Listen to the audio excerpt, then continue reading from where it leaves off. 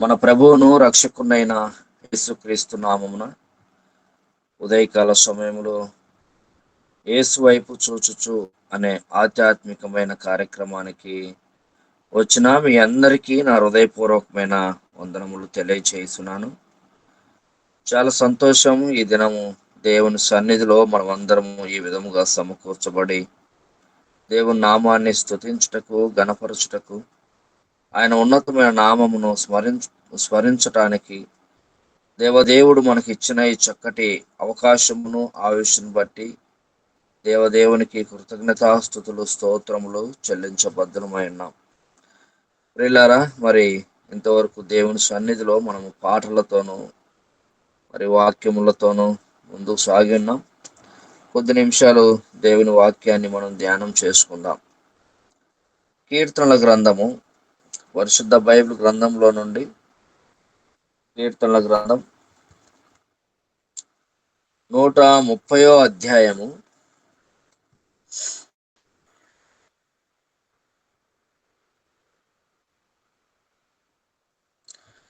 కీర్తనల గ్రంథం 130వ అధ్యాయము 3వ వచనాన్ని మనం చదువుకుందాం. యెహోవా, నీవు దోషములను కనిపెట్టి చూచిన యెడల ప్రభువా ఎవడు నిలువగలడు? ఆమేన్. చాలా ప్రార్థన చేసుకుందాం. ఎవరైనా ఒకరు వాక్య సందేశం కొరకు ప్రార్థించండి, తర్వాత ముందుకెళ్దాం. మహోన్నతుడు, మహారక్షకుడు, మహాఘనుడు అయిన మా ప్రియమైన యేసురాజా, నీ పాదాలకు స్తోత్రాలు. మీరు ఇచ్చినటువంటి ప్రశస్తమైనటువంటి సమయం కొరకు వందనాలు. ముఖ్యంగా నీ సేవకుడు ఇప్పుడు వాక్య పరిచర్య చేస్తూ ఉండగానైనా తన పై నీ పరిశుద్ధాత్మ శక్తిని ఆవరింపజేసి మంచి వాక్కును ప్రసాదించండి. నాలుకను సరళం చేయండి, మనసును సరళం చేయండి, జ్ఞానాన్ని ఇవ్వండి, మంచి భాషను అనుగ్రహించండి, చక్కగా మాట్లాడేటటువంటి మంచి జ్ఞానాన్ని అనుగ్రహించండి. నీ దైవ వాక్కులన్నింటినీ కూడాను మా హృదయంలో భద్రపరుచుకునేటువంటి మంచి మనసును కూడా మాకు అనుగ్రహించండి. ఈ ప్రశస్తమైనటువంటి సమయంలో ప్రశస్తమైనటువంటి వాక్యాన్ని ప్రశస్తమైనటువంటి వ్యక్తుల ద్వారా వచ్చేటువంటి భాగ్యాన్ని అనుగ్రహించి నీ సేవకుని మీ ఆధీనంలో ఉంచి ఈ 40 నిమిషాల వాక్య పరిచర్యలో మమ్మల్ని దీవించి బలపరచమని మా ప్రభువు నీ ప్రియకుమారుడైన యేసుక్రీస్తు ద్వారా వేడుకుంటున్నాం తండ్రి. ఆమేన్. ఆమేన్. ఆమేన్.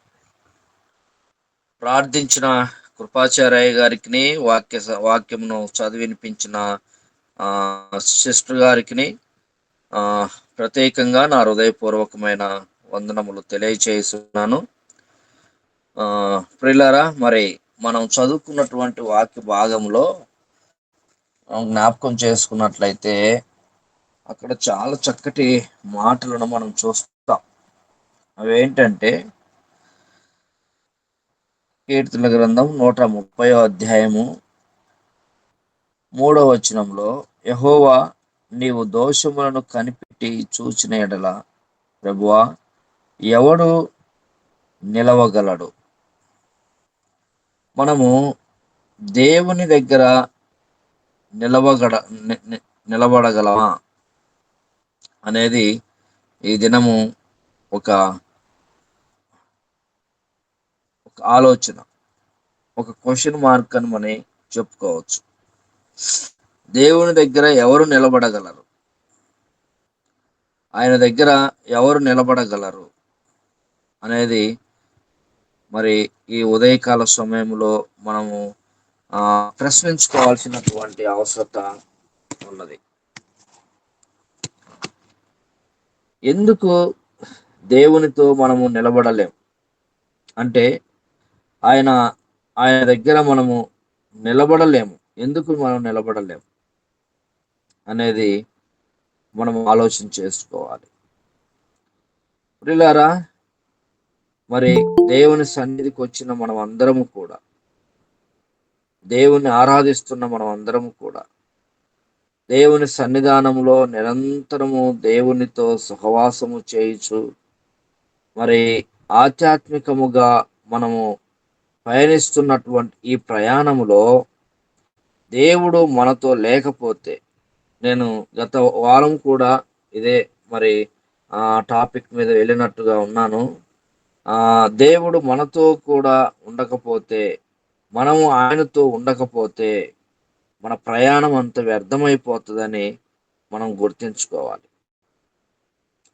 అయితే ఇక్కడ మనం చదువుకున్న ఈ వాక్యంలో ఎవడు నిలవగలడు, దేవుని దగ్గర ఎవరు నిలబడగలరు అనేది మనం ఆలోచించుకోవాలి. ఒకవేళ మనము నిలబడగలుగుతున్నామా ఆయన ఆయన పక్కన, ఆయన కుడిపాక్షమున మనము ఉండటానికి ఈ దినము సంసిద్ధముగా ఉన్నామా? ఒకవేళ రాకడ సమీపముగా వచ్చి ఉన్నదనుకోండి, రెండవ రాకడ బహు సమీపముగా ఉందని మనం వింటూ ఉన్నాం, అది ఇప్పుడే జరిగిందనుకోండి, తండ్రి కుడిపాక్షమున మనము కూర్చోటానికి అర్హులమా అనేది మనం ఆలోచించుకోవాల్సినటువంటి అవసరత ఉన్నది. ఎందుకు ఇట్లా ఆలోచించాలి అని అంటే, ఒక క్రైస్తవుడు తన ప్రయాణం అంతా కూడా తన గురి అంతా కూడా అదిగో పరలోకములో తండ్రి కుడిపాక్షమున కూర్చోవాలనే తపన.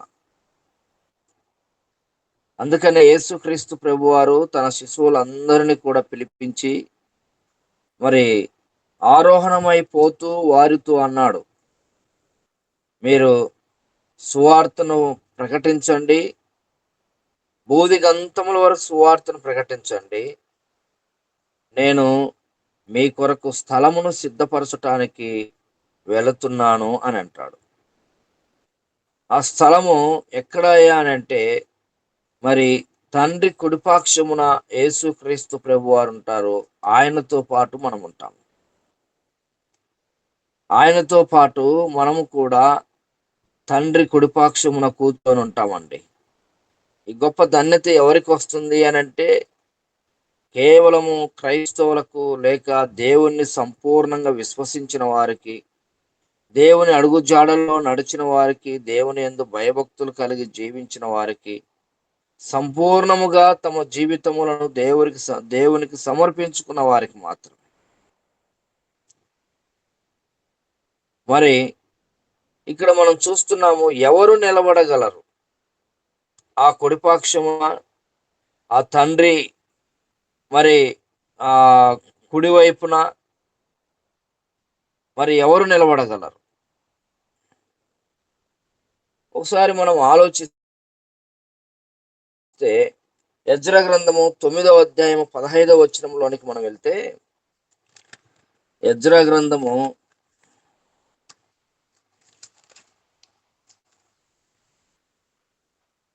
చూద్దాం. ఎజ్రా గ్రంథం 9వ అధ్యాయము తీసిన వారు చదవండి. 9వ అధ్యాయము 15వ వచనం.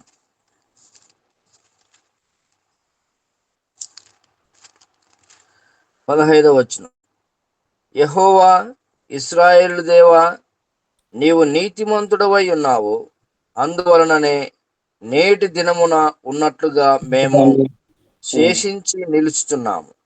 చిత్తగించుము, మేము నీ సన్నిధిని అపరాధులము గనక నీ సన్నిధిని నిలుచుటకు అర్హులము కామని ప్రార్థన చేసితిని.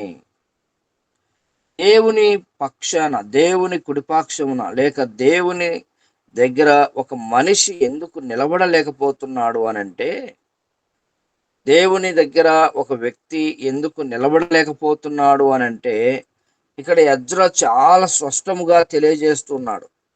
ఏమంటున్నాడనంటే, మేము అపరాధులము కనుక నీ సన్నిధిలో నిలవలేకపోతున్నాము. మనిషి ఎవరు అనంటే, మనిషి పాపం చేసిన వాడండి. మనిషి ఎవరు అనంటే, మనిషి పాపి అని చెప్పుకోవాలి. ఇంకొక అడుగు ముందుకేసి కీర్తనలో మనం చూస్తే దావీదు అంటాడు, నేను తల్లి గర్భంలో రూపింపబడక ముందే పాపముతో ఉన్నవాడిని అని. పాపముతో నా తల్లి కన్నది అనే మాట కూడా మనం వింటాం. అంటే టోటల్గా మనిషి ఎవరు అని అంటే, పాపం చేసిన వాడండి, పాపముతో నిండి ఉన్నవాడు, పాపి కనుక దేవునితో నిలబడటానికి అర్హత కలిగిన వాడు కాదు. ఆయన పక్షాన, ఆయన కుడి పక్షాన ఆయనతో ఉండటానికి మనిషికి అర్హత లేదు. ఎందుకనంటే మన దేవుడు ఎవరు అనంటే ఆయన ఆయన ఎలాంటి వాడు అనంటే ఒకసారి మనము 1 తిమోతి 1:17 మనం చూస్తాం. ఎందుకంటే అక్కడ మనం అక్కడ చూస్తే సకల యుగములలో రాజయుండి అక్షయుడును అదృష్టునగు అద్వితీయ దేవునికి ఘనతయు మహిమయు యుగయుగములు కలుగును గాక ఆమేన్ అనే మాట మనం అక్కడ చదువుతాం. అంటే ఆయన సకల యుగములలో రాజు అండి. మన దేవుడు ఎలాంటి వాడనంటే ఈ యుగము కాదు, ఇంకొక యుగము కాదు, మరలా వచ్చే యుగము కాదు. ఎన్ని యుగాలు మనం చూసినా, ఎన్ని యుగాల గురించి మాట్లాడుకుంటున్నా ఆయన ఇక్కడ కూడా రాజై ఉన్నట్టుగా మనం చూస్తున్నాం. చూడండి ఎంత ఎంత అద్భుతమైనటువంటి దేవుణ్ణి మనం ఆరాధిస్తున్నామో ఒకసారి ఆలోచించండి అండి. ఎంత ఉన్నతమైన దేవుణ్ణి మనము మరి స్మరిస్తున్నామో ఒకసారి జ్ఞాపకం చేసుకోనండి. మన దేవుడు ఆషమాష దేవుడు కాదు. మన దేవుడు మరి ఆ మన దేవుడు ఈ రోజుండి రేపు మాయమైపోయేవాడు కాదు. ఆయన నిరంతరము రాజు అయి ఉన్నాడండి. అందుకని అక్కడ చూస్తాము, వారు అక్షయుడగు దేవుని మహిమను క్షయమగు మనుషుల అక్కడ మనం చూస్తాము, సకల యుగములలో రాజయ్యుండి, సకల యుగములలో రాజయ్యుండి. మన దేవుడు యుగ యుగములు రాజే, యుగ యుగములు రాజుగా ఉన్నాడు మన దేవుడు. ఆయన ఎలాంటి వాడనంటే నిరంతరము మహిమపరచబడుతున్నటువంటి దేవుడు అండి. నిరంతరము మహిమపరచబడుతున్న దేవుడు, నిరంతరము దేవదూతల చేత ఆరాధింపబడుతున్న దేవుడు, నిరంతరము దేవదూతల మధ్యలో స్తుతింపబడుతూ మరి కొనియాడబడుతున్నటువంటి దేవుణ్ణి మనము ఆరాధిస్తున్నాము. మనం ఎంత ధన్యులమో. ఇంకొక అడుగు మనం ముందుకేసి చూస్తే అక్కడ అదే 1 తిమోతి 6:16 మనం చూస్తాము. అక్కడ ఏమని ఉంటదంటే, సమీపించరాని తేజస్సులో ఆయన మాత్రమే వసించుచు అమరత్వము గలవాడై ఉన్నాడు. మనుషులలో ఎవడును ఆయనను చూడలేదు, ఎవరును చూడనేరడు. ఆయనకు ఘనతయు శాశ్వతమైన ప్రభావమును కలిగి ఉండును గాక. ఎంత అద్భుతమైన మాట చూడండి. సమీపించరాని తేజస్సులో ఆయన మాత్రమే వసించుచున్నాడు. ఇంత గొప్ప దేవుడు అండి. ఇంత గొప్ప దేవుణ్ణి ఇంత గొప్ప దేవుని పక్షాన, దేవుని మరి కుడిపాక్షమున మనం నిలబడగలగాలి అని అంటే మనలో పాపం ఉండకూడదండి. పాపము ఉంటే దేవుని పక్షాన మనం నిలబడలేము. ఆయన కుడిపక్షమున, ఆయన సన్నిధిలో ఆయనతో మనము సహవాసము చేయలేము.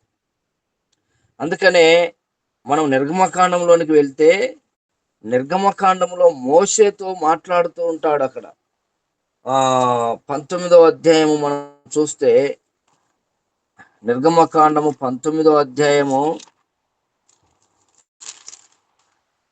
ఒకసారి జ్ఞాపకం చేసుకుందాం. 12వ వచనాన్ని ఒకసారి చూస్తే, నీవు చుట్టూ ప్రజలకు మేరను ఏర్పరిచి మీరు ఈ పర్వతం ఎక్కవద్దు, దాని అంచును ముట్టవద్దు. భద్రము సుమి, ఈ పర్వతము ముట్టు ప్రతి వానికి మరణశిక్ష తప్పక విధింపబడవలెను. ఆమేన్. చాలు. ఇక్కడ పర్వతము చుట్టూ ఒక మేరను ఏర్పరచమంటున్నాడు.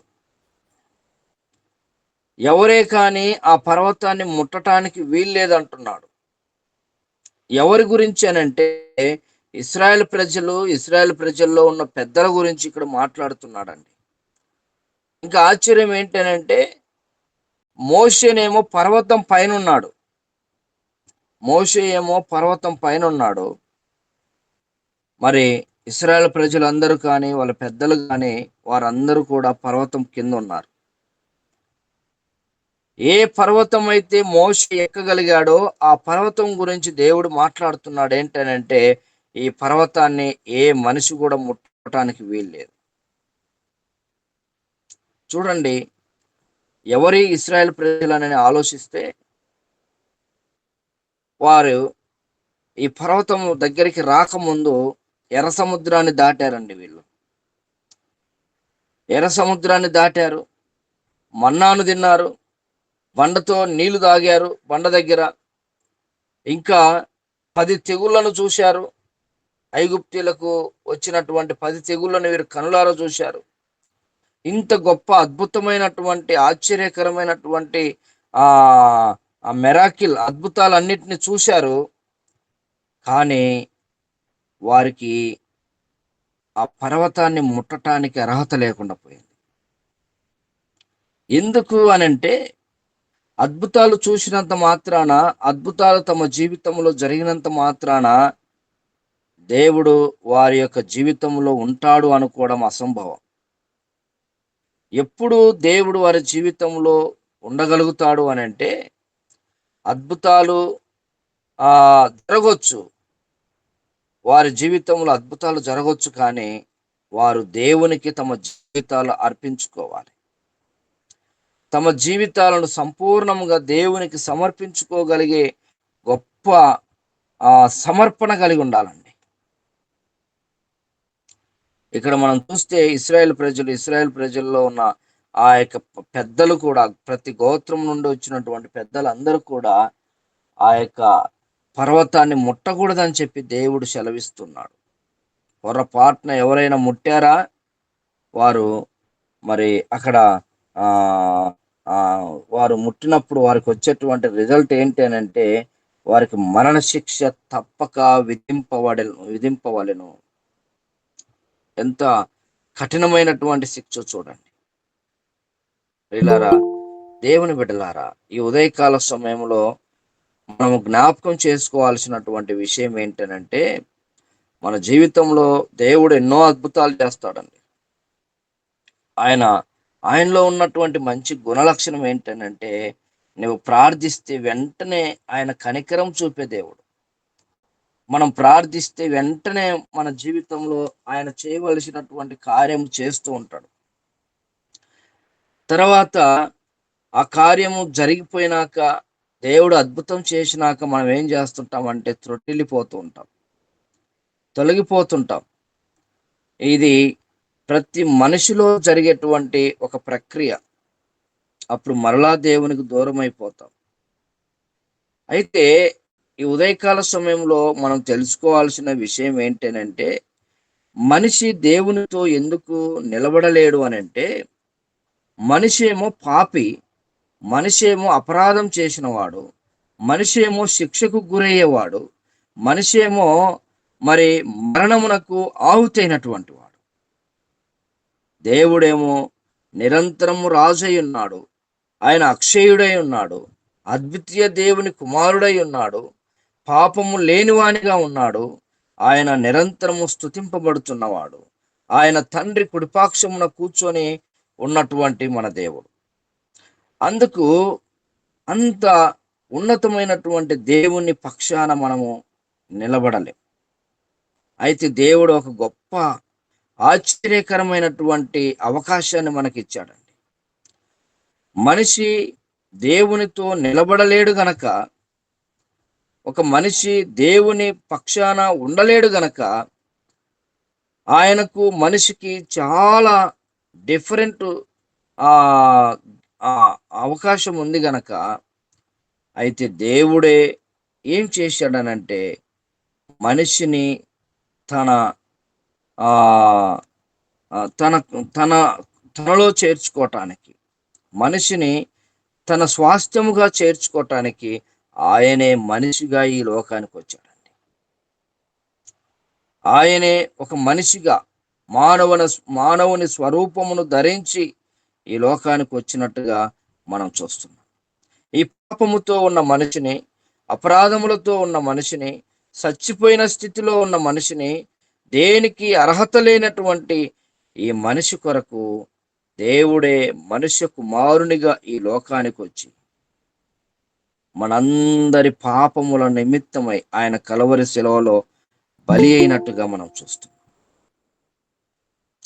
మన కొరకు ఆయన కలవరి శిలువలో మరి రక్తమును చిందించి మన పాపముల నిమిత్తమై ఆయన మరణించినట్టుగా మనం చూస్తున్నాం.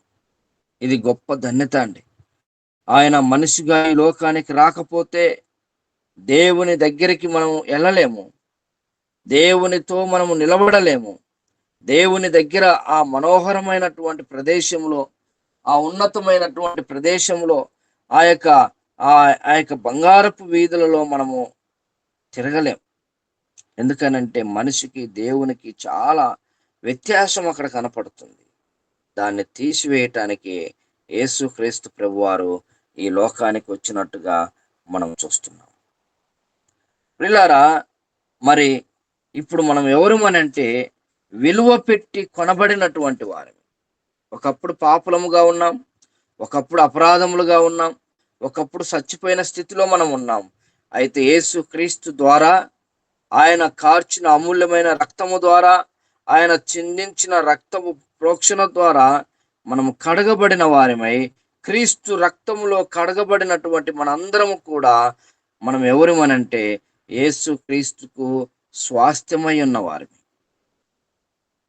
చూడండి ఎంత గొప్ప ధన్యత. చూడండి, ఈ ధన్యత ఎవరిచ్చారనంటే మన ప్రభు అయిన యేసుక్రీస్తు ప్రభువారు మనకు అనుగ్రహించిన గొప్ప ధన్యత. ఇప్పుడు ఇంకా మనము దేవుని సన్నిధిలో అక్కడ మనం చదువుతాము, ఎవరు నిలబడగలరు అని అక్కడ మనం చూస్తే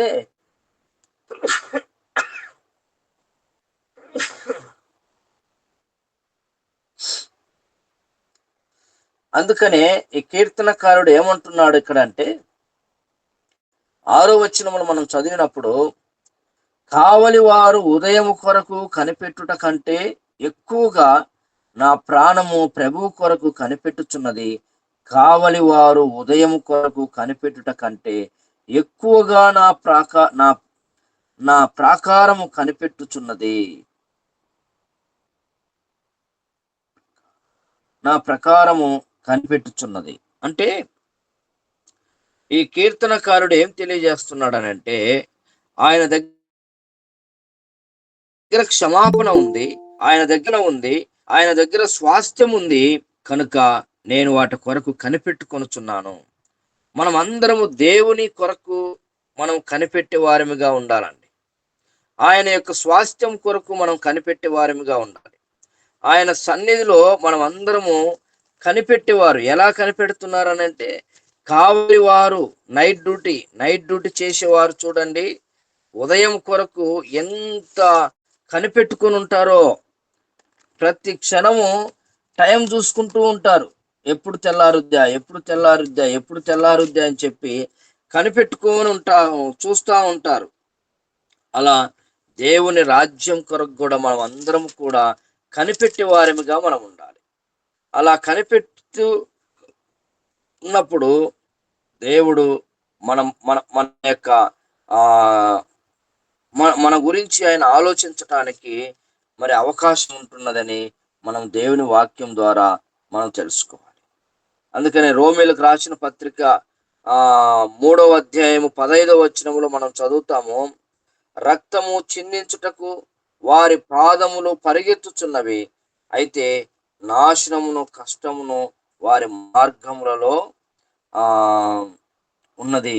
చూడండి, మనిషి దేని కొరకు పరిగెడుతున్నాడనంటే రక్తమును చిందించటానికి. చూడండి, ఇంత అవివేకైనటువంటి మనిషి దేవుడు తన యొక్క స్వరక్తం ఇచ్చి సంపాదించుకున్నటువంటి వారిగా మనము మరి ఏర్పరచబడిన వారిగా మనము చూస్తున్నాం. ఒక మాటను మనం జ్ఞాపకం చేసుకోవాలి. 6వ అధ్యాయములో, రోమీలకు రాసిన పత్రిక 6వ అధ్యాయంలో మనం చదివితే అక్కడ మనము క్రీస్తుతో కూడా చనిపోయిన ఎడల మృతులలో నుండి లేచిన క్రీస్తు ఇకను చనిపోడనియు మరణమునకు ఇకను ఆయన మీద ప్రభుత్వం లేదనియు ఎరిగి ఆయనతో కూడా జీవించుదుమని నమ్ముచున్నాం. మనం ఎవరిమి ఇప్పుడు అనంటే చనిపోయిన వారిని కాదండి. ఇప్పుడు మనం ఎవరు అంటే అపరాధులం కాదు, మనం పాపములో ఉన్నవారిమి కాదు. యేసుక్రీస్తు రక్తం ద్వారా ఎవరైతే కడగబడి ఉంటారో, ఎవరైతే తమ పాపములను ఒప్పుకొని, దేవా ఇదిగో నాయనా నేను చేసిన పాపములు ఇవి, నా పాపములు క్షమించు, ఇక నుండి నేను నీ నీ అడుగుజాడల్లో నడుస్తాను ఇక అని ఎవరైతే ఆయన సన్నిధిలో ఒప్పుకొని పశ్చాత్తాపపడి బాప్తిసము తీసుకున్నారో వారందరూ ఎవరు ఇప్పుడనంటే జీవించేవారు. ఎవరిలో జీవిస్తున్నారు? యేసు క్రీస్తుతో కూడా వారు జీవిస్తున్నారు. ఇది కావాలండి క్రైస్తవులు, దేవుని బిడ్డలకి. ఆయన సన్నిధిలో నిరంతరము ముందుకు సాగుతున్నటువంటి వారు ఎలా ఉండాలనంటే జీవించే వారిగా ఉండాలి. ఒకప్పుడు మనం మరణ స్థితిలో ఉన్నాం, ఓకే. అయితే యేసుక్రీస్తు నీకు నాకు మనందరికీ ఇచ్చినటువంటి గొప్ప మరి గొప్ప అవకాశం ఏంటంటే మనము జీవించే వారమే. ఈ ఉదయకాల సమయంలో మనం జ్ఞాపకం చేసుకుందాం, మనము ఏ స్థితిలో ఉన్నాం? జీవించే వారిగా ఉన్నామా లేక మరణించే వారిగా ఉన్నామా? చూడండి, అక్కడ ఎవరు నిలబడగలరు అని అంటే, యేసు క్రీస్తుతో ఎవరు నిలబడగలరు అని అంటే, ఏమండి చనిపోయిన వారు నిలబడగలరా అండి? మృతులైన వారు నిలబడగలరా? మరి నిర్జీవముతో ఉన్నవారు నిలబడగలరా? ఎక్కడైనా మనం చూసామా? చూడండి, ఆశ్చర్యం వేస్తూ ఉంటది ఆలోచిస్తే. ఒక చనిపోయిన వ్యక్తిని మోసుకుంటూ వెళ్తుంటారు. మోసుకుంటూ వెళ్తూ 3 దారులు వచ్చిన తర్వాత పాడెను అక్కడ దించి అతన్ని పిలుస్తూ ఉంటారు. ఇది మరి మీ మీ ఏరియాలో ఇలాంటి అనుభవం ఉంటుందో లేదో కానీ మా ఏరియాలో మాత్రం ఆ విధంగా పిలుస్తూ ఉంటారు. లెయ్యి అని పిలుస్తూ ఉంటారు. ఎక్కడ లేస్తాడండి? చనిపోయిన వాడు లేస్తాడా? వినపడుతుందా? మనం పిలిచే పిలుపు వినపడుతుందా? వినపడదు, నిలబడలేడు. మనం ఆ పిలుపు వ్యర్థముగా పిలుస్తున్నామని తెలుసుకోవాలి. అయితే ఎవరు పలకగలరు అని అంటే, ఎవరు ఆ పిలుపుకు ప్రతిస్పందించగలరు అని అంటే జీవముతో ఉన్నవారు, బ్రతుకున్నవారండి. బ్రతుకున్నవారు లేయమంటే లేస్తారు, కూర్చోమంటే కూర్చుంటారు, నడవమంటే నడుస్తారు. వీళ్ళు ఎవరు అని అంటే యేసు క్రీస్తులో కడగబడిన వారు. అక్కడ మనం చూస్తున్నాం కదా, మనము క్రీస్తుతో కూడా చనిపోయిన ఎడల మృతులలో నుండి లేచిన క్రీస్తు ఇకను చనిపోడనియు మరణమునకు ఇకను ఆయన మీద ప్రభుత్వము లేదనియు ఎరిగి ఆయనతో కూడా జీవించుదుమని నమ్ముచున్నాము. అదే అండి జీవించేవారు. మనం యేసయ్యలో జీవించాలండి, మనం యేసయ్యలో బ్రతుకుండాలండి,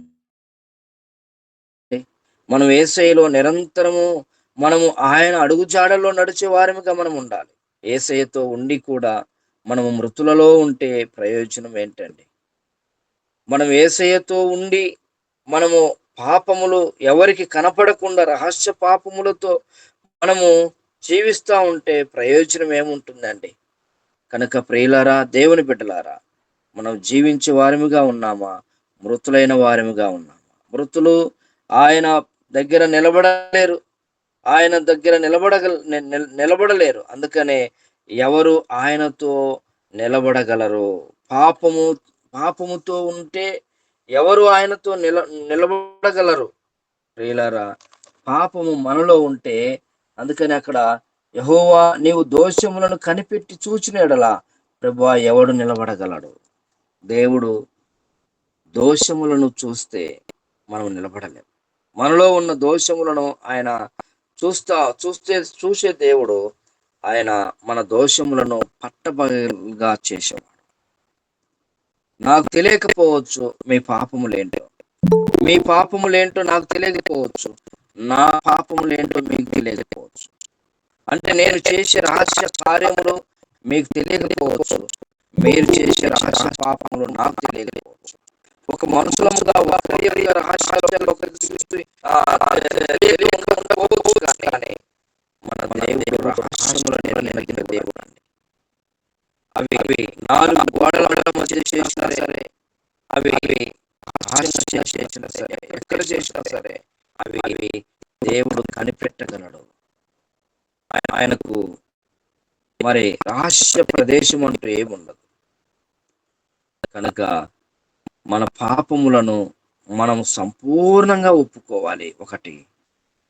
రెండవదిగా మనము దేవుణ్ణి మనలో సంపూర్ణంగా చేర్చుకోవాలి. మూడవదిగా దేవుడు మనకిచ్చే గొప్ప ఆ పరలోకములో ఆయనతో పాటు మనలని కూడా ఆయన యొక్క సన్నిధిలో నిలబెట్టుకోవటానికి అవకాశం ఉంది. కనుక ప్రియులారా, ఈ ఉదయకాల సమయంలో దేవుని వాక్యాన్ని విన్న మనం అందరము మన యొక్క విశ్వాసాన్ని పరీక్షించుకుందాం. మనం ఆలోచన చేద్దాం. మనం జీవించు వారిగా ఉన్నామా, మరణించే వారిగా ఉన్నామా? జీవించే వారైతే ఎదుగో ఆయన కుడిపాక్షమున మనం నిలబడగలుగుతాం. ఆయన సన్నిధిలో మనం నిలబడగలుగుతాం. చూడండి, ఇశ్రాయేల్ ప్రజలను మనం గమనించితే ఎవరే కానీ ఆ పర్వతమును ముట్టడానికి వీల్లేదు. కారణం ఏంటంటే దేవుడు అన్ని అద్భుతాలు చేస్తున్నా, అన్ని ఆశ్చర్య కార్యములు చేస్తున్నా, అన్ని ఉన్నతమైన కార్యములు చేస్తున్నా వారిలో దేవుని మీద నమ్మకాన్ని కనిపెట్టలేకపోతున్నాం. దేవుని మీద నమ్మకత్వం అనేది లేకుండా పోయింది. నీళ్లు లేనప్పుడు సనుగుతూ ఉన్నారు, గోల చేస్తూ ఉన్నారు. మరి మోషే మీద అనేక పర్యాయములు తిరుగుబాటు చేశారు. ఆహారము ఐగుప్తును జ్ఞాపకం చేసుకుంటున్నారు. దాన్ని విడిచిపెట్టి వచ్చేయండి అని అంటే వారు వస్తున్నారు, కానీ వారి మనసంతా ఐగుప్తులోనే ఉంది. క్రీస్తుతో నడుస్తున్నాం కానీ, క్రైస్తవులముగా జీవిస్తున్నాం కానీ, మన మనస్సు, మన ఆలోచన, మన యొక్క ఆలోచన విధానము ఓ సంబంధమైనటువంటి వాటిపైనే ఉంటే మనం చేరాల్సిన గమ్యం చేరలేమండి. వారు చేరారా? ఇశ్రాయేల్ ప్రజలు ఎవరు కూడా బయలుదేరి వచ్చారు, కానీ ఆ పాలు తేనెలు ప్రవహించే దేశానికి చేరలేకపోయారు. 20 సంవత్సరాలు పైబడిన వారందరూ కూడా ఆ అరణ్యంలో చనిపోయినారని మనం వింటాం. ఆ తర్వాత ఆ 20 లోపల ఉన్న వారే మరి ఐగుప్తు నుండి కానానుకు వచ్చినట్టుగా మనం చూస్తున్నాం. మిగతా వారందరూ కూడా ఒక దృఢ సంకల్పంతో బయలుదేరారు, కానీ వారు చేరవలసిన గమ్యానికి చేరలేకపోయారు. ఎంత ఎంత విచారకరమో ఆలోచించండి. మనము ఏ విశ్వాసంతో ముందుకు సాగుతున్నామో దేవుని సన్నిధిలో ప్రశ్నించుకుందాం, ఆలోచించుకుందాం. దేవుడు ఆయన నిరంతరము రాజై ఉన్నవాడు. ఆయన మరి ఆ సన్నిధి నుండి మనం వేరైపోయి మనం ఏం సాధించలేము. అందుకని అంటాడు ఆయన, నా ద్వారానే తప్ప తండ్రి యొద్దకు ఎవరునూ రాలేరు. దేవుడు యేసుక్రీస్తు ద్వారానే మనము తండ్రి యొద్దకు వెళ్ళగలగాలి తప్ప ఇంకొక మార్గం లేదండి. ఇంకొక మార్గం లేదు. ఆయనే మార్గమై ఉన్నాడు. ఆ మార్గంలో నీవు, నేను, మనం అందరము పయనించాలనంటే మనం ఇప్పుడు జీవించే వారిగా ఉండాలి. జీవించే వారముగా అంటే ఆత్మీయతలో జీవించాలి. శారీరకంగా ఇప్పుడు మనం బ్రతికే ఉన్నామండి, చనిపోలేదు శారీరకంగా. కానీ ఆత్మీయంగా మనం చనిపోయామా, బ్రతుకున్నామా అనేది ఆలోచించుకోవాలి. అలా ప్రతిదినము దేవుని వాక్యం ద్వారా మనము బలపరచబడుతూ, ప్రతిదినము మనం జీవిస్తూ, ప్రతిదినము దేవుని కొరకు నిలబడగలిగితే దేవుడు మన కొరకు ఏర్పరచబడినటువంటి ఆ పరలోకమును, మన కొరకు సిద్ధపరచబడుతున్నటువంటి ఆ ఉన్నతమైనటువంటి పరలోకమును ఆయన నీకు, నాకు, మనందరికీ ఇవ్వటానికి హ్యాపీగా మనకు అనుగ్రహిస్తాడు. ఆ దిశగా మనం అందరం వెళ్ళాలని కోరుకుంటూ ఈ మాటలు నేను ముగిస్తున్నాను. దేవుడు మన ఎదుట ఈ మాటలను దీవించి ఆశీర్వదించును గాక. ఆమేన్. ఆమేన్. ఆమేన్. కనికరము గల దేవుడు మానవ రూపము దాల్చేను. కనికరము గల దేవుడు మానవ రూపము దాల్చేను. ప్రాణము సిలువను బలి చేసి మనలా విమోచించే. ప్రాణము సిలువను బలి చేసి మనలా విమోచించేను. అమూల్య రక్తము ద్వారా రక్షణ పొందిన జనులారా, సర్వశక్తుని ప్రజలారా, పరిశుద్ధులారా, ఆడెదము ఘనత మహిమ స్తుతులను. పరిశుద్ధులారా ఆడెదము. ఆయన పరిశుద్ధతను, ఆయన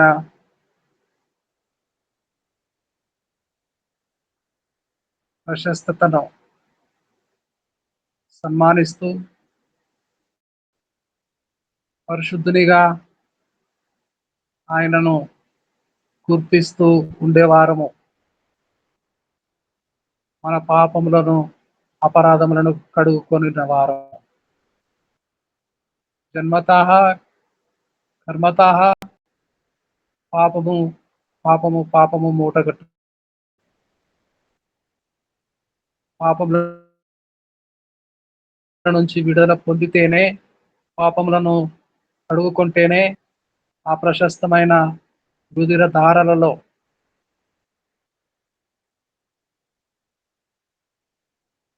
పాపములను కడుగుకుంటేనే దేవునితో, దేవుని సన్నిధిలో నిలవగలిగే, ఆయన కుడి పార్శ్వమందు కూర్చొనగలిగే పరలోకపు భాగ్యము, పరలోకపు భాగ్యము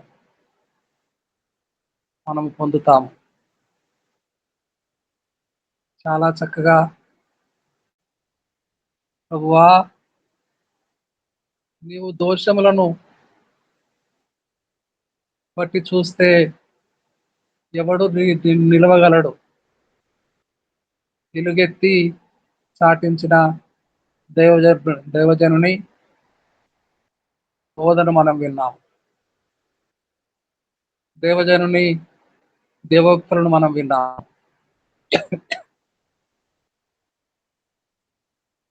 యాకోబయ్య గారు, మీకు నిండుగా వందనాలు. చాలా చక్కని శ్రేష్టమైన వాక్యం అందించిన యాకోబయ్య గారికి వందనాలండి. వందనాలు అయ్య గారు. రండి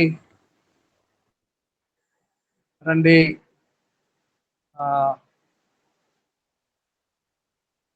ప్రార్థన చేద్దాము. మీలో ఎవరైనా ఒకరు ప్రేరేపణ కలిగిన వారు ప్రార్థన చేయాలి. ప్రేరేపణ కలిగిన వారు ప్రార్థన చేస్తారు.